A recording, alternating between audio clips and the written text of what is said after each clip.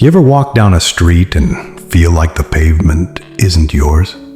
Like every door is closed, every glance a quiet question, what are you doing here?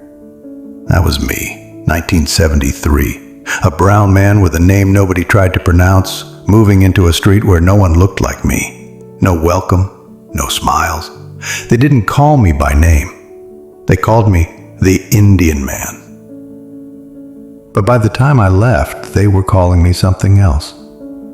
Family. It was a cold January afternoon. I had just moved into a tiny flat above a fish and chip shop in Birmingham. The stairs creaked, the wallpaper peeled. The smell of frying oil never left my clothes, but it was cheap, and it was mine. The first time I stepped out, an elderly man across the street stared at me like I was a crack in the pavement. A mother pulled her child a little closer, and a teen, leaning on his bike, muttered under his breath, "Another one." That was my welcome. I didn't react, didn't shout, didn't pack my bags and leave. I nodded and walked to work. That bakery became my refuge, 5 a.m. every day, kneading dough, lifting trays, sweeping flour. The bread smelled like warmth I couldn't afford. But I showed up, early, always clean, always polite. At home, I ate lentils and rice on a tin plate, sat alone, wrote letters to your grandmother, prayed the money I sent would reach her in time. Then one evening, I heard a knock on my door.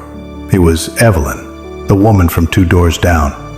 She said her fuse box had blown and she didn't know what to do. I fixed it in 5 minutes, didn't even take my shoes off. Next morning, she waved at me. Not long after, she sent over a pie. It was too salty, but it tasted like change. From that day, I started noticing things. Mr. Thomas's fence was falling, so I mended it one Saturday morning. The boy down the lane lost his football in the gutter. I climbed up and got it. And when snow fell, I shoveled the whole street without being asked. They began to wave, say good morning. Some even tried Mr. Khan. One boy, Jamie, knocked on my door one day with a broken radio. I fixed it in an hour. He came back with his father the next week, then a neighbor, then another. They weren't just bringing me broken things, they were bringing trust. I started planting flowers outside the building, bright marigolds, jasmine, a bit of color in a gray street. People noticed, and suddenly, the label changed. I wasn't the Indian man. I was Mr. Khan from number 12, the one with the flowers, the one who helped. Then came the day I'll never forget. It had snowed overnight. I opened my door to see a group of children building a snowman, and wrapped around its neck was my old green scarf. Jamie looked up and said, "We made him like you, Mr. Khan. He's kind."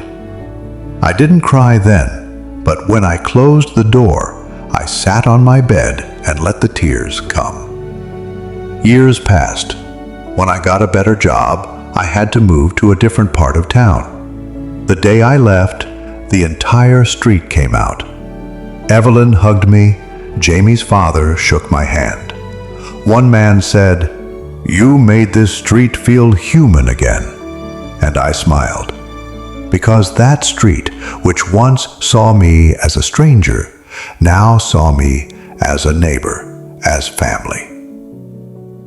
Son, people will always try to put you in a box, a label, a color, an accent. But you don't need to shout to be heard. You don't need to fight to belong. You just need to show up. Be kind, and let your actions speak. One small act at a time, you'll change the world around you.